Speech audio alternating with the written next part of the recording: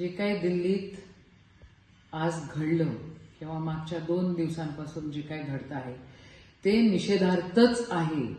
एवढा गर्विष्ठ आणि एवढी गुर्मी कशासाठी हे समजत नाहीये. लोकशाही आहे.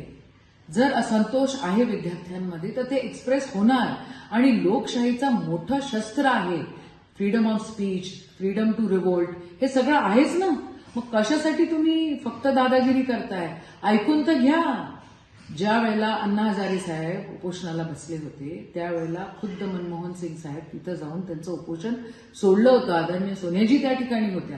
ज्या वेळेला सोनम वांगचुकचे वडील तिथे उपोषणाला बसलेले होते लडाखमध्ये, खुद्द स्वतः इंदिराजी पंतप्रधान असताना स्पेशल हेलिकॉप्टर घेऊन की स्पेशल फ्लाईट घेऊन गेल्या आणि त्यांचं उपोषण सोडलं.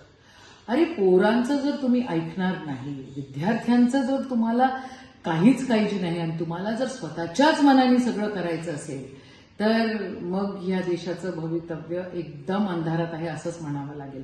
निषेध आहे. आज ज्या प्रकारे तुम्ही सगळ्यांना उचललं, काल ज्या प्रकारे तुम्ही सगळ्यांवर लाठीचार्ज केला, जे इंग्रजांनी केलं ते आत्ताचं भाजपचं सरकार, मोदी सरकार करताय, याचा निषेधच.